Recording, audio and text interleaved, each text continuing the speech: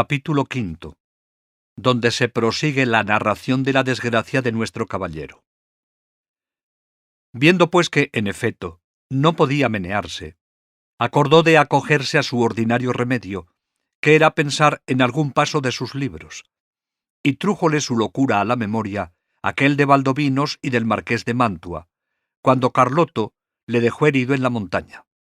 Historia sabida de los niños, no ignorada de los mozos, celebrada y aun creída de los viejos, y con todo esto no más verdadera que los milagros de Mahoma.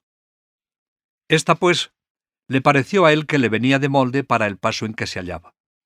Y así, con muestras de grande sentimiento, se comenzó a volcar por la tierra y a decir con debilitado aliento lo mesmo que decía el herido caballero del bosque. ¿Dónde estás, señora mía, que no te duele mi mal? ¿O no lo sabes, señora? ¿O eres falsa y desleal?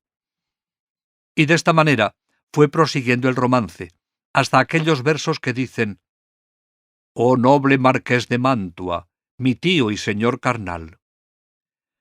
Y quiso la suerte que, cuando llegó a este verso, acertó a pasar por allí un labrador de su mismo lugar y vecino suyo, que venía de llevar una carga de trigo al molino, el cual, viendo a aquel hombre allí tendido, se llegó a él y le preguntó que quién era y qué mal sentía, que tan tristemente se quejaba.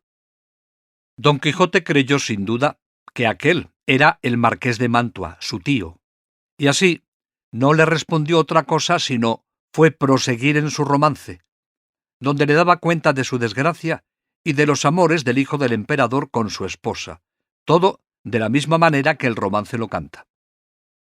El labrador estaba admirado oyendo aquellos disparates, y quitándole la visera, que ya estaba hecha pedazos, de los palos, le limpió el rostro, que le tenía cubierto de polvo.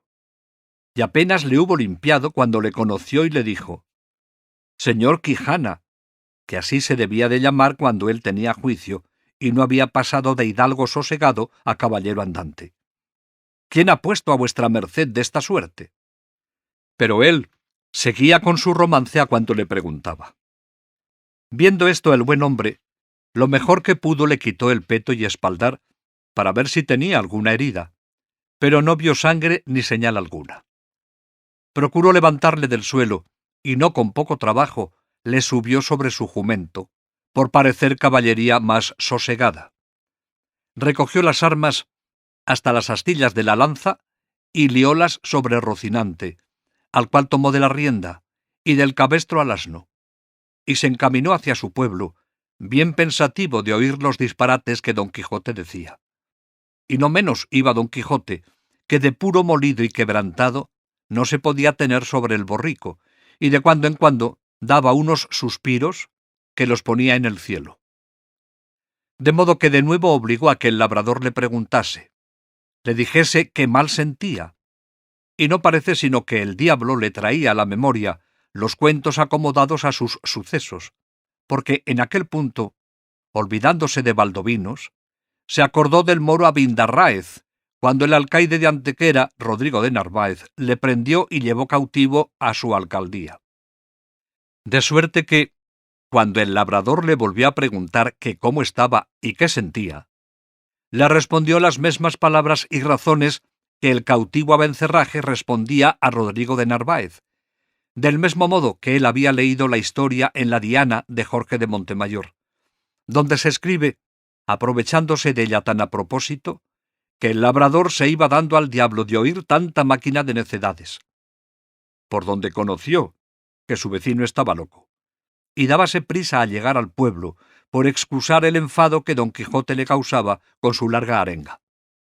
Al cabo de lo cual dijo: «Sepa vuestra merced, señor don Rodrigo de Narváez, que esta hermosa jarifa que he dicho es ahora la linda Dulcinea del Toboso, por quien yo he hecho, hago y haré los más famosos hechos de caballerías que se han visto, vean ni verán en el mundo».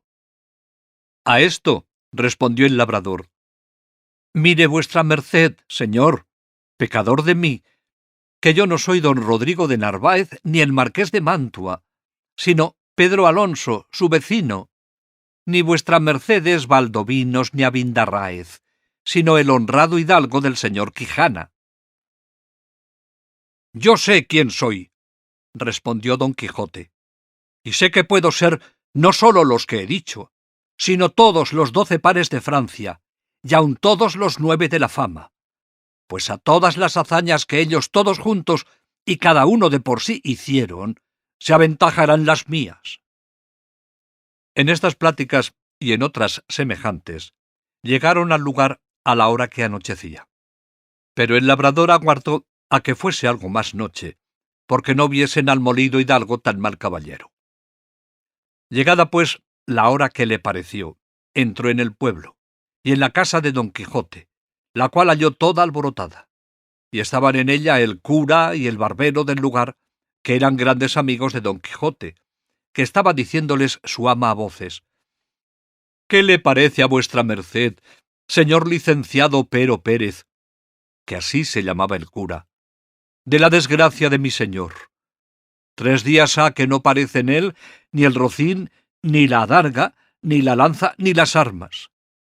Desventurada de mí, que me doy a entender, y así es ello la verdad, como nací para morir, que estos malditos libros de caballerías que él tiene, y suele leer tan de ordinario, le han vuelto el juicio, que ahora me acuerdo haberle oído decir muchas veces, hablando entre sí, que quería hacerse caballero andante e irse a buscar las aventuras por esos mundos.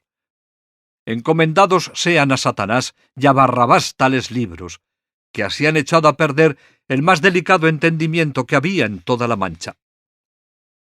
La sobrina decía lo mismo, y aún decía más.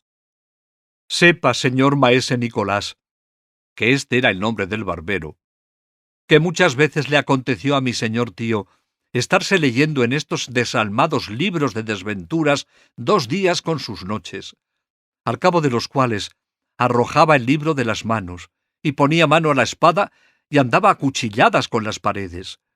Y cuando estaba muy cansado, decía que había muerto a 4 gigantes como 4 torres, y el sudor que sudaba del cansancio decía que era sangre de las feridas que había recibido en la batalla, y bebíase luego un gran jarro de agua fría, y quedaba sano y sosegado, diciendo que aquella agua era una preciosísima bebida que le había traído el sabio Esquife, un grande encantador y amigo suyo. Mas yo me tengo la culpa de todo, que no avisé a vuestras mercedes de los disparates de mi señor tío, para que los remediaran antes de llegar a lo que ha llegado, y quemaran todos estos descomulgados libros, que tiene muchos que bien merecen ser abrasados, como si fuesen de herejes. Esto digo yo también, dijo el cura, y a fe que no se pase el día de mañana sin que de ellos no se haga acto público y sean condenados al fuego, porque no den ocasión a quien los leyere de hacer lo que mi buen amigo debe de haber hecho. Todo esto estaban oyendo el labrador y don Quijote, con que acabó de entender el labrador la enfermedad de su vecino. Y así comenzó a decir a voces: «Abran vuestras mercedes al señor Valdovinos y al señor Marqués de Mantua, que viene mal ferido, y al señor Moro Abindarráez, que trae cautivo el valeroso Rodrigo de Narváez, alcaide de Antequera». A estas voces salieron todos, y como conocieron los unos a su amigo, las otras a su amo y tío, que aún no se había apeado del jumento porque no podía, corrieron a abrazarle. Él dijo: «Ténganse todos, que vengo mal ferido por la culpa de mi caballo. Llévenme a mi lecho y llámese, si fuere posible, a la sabia Urganda que cure y cate de mis feridas». «Mira, enhora maza», dijo a este punto el ama, «si me decía a mí bien mi corazón del pie que cojeaba mi señor. Suba vuestra merced en buen hora, que sin que venga esa hurgada, le sabremos aquí curar.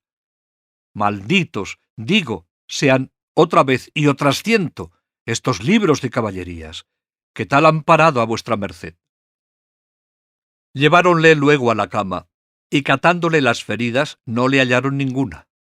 Y él dijo que todo era molimiento, por haber dado una gran caída con Rocinante, su caballo, combatiéndose con 10 jayanes, los más desaforados y atrevidos que se pudieran fallar en gran parte de la tierra. «Tata», dijo el cura, «jayanes hay en la danza. Para mi santiguada, que yo los queme mañana antes que llegue la noche». Hiciéronle a don Quijote 1000 preguntas, y a ninguna quiso responder otra cosa, sino que le diesen de comer y le dejasen dormir, que era lo que más le importaba.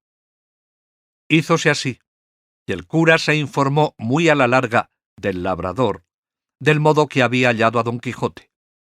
Él se lo contó todo con los disparates que al hallarle y al traerle había dicho, que fue poner más deseo en el licenciado de hacer lo que otro día hizo, que fue llamar a su amigo el barbero maese Nicolás, con el cual se vino a casa de don Quijote.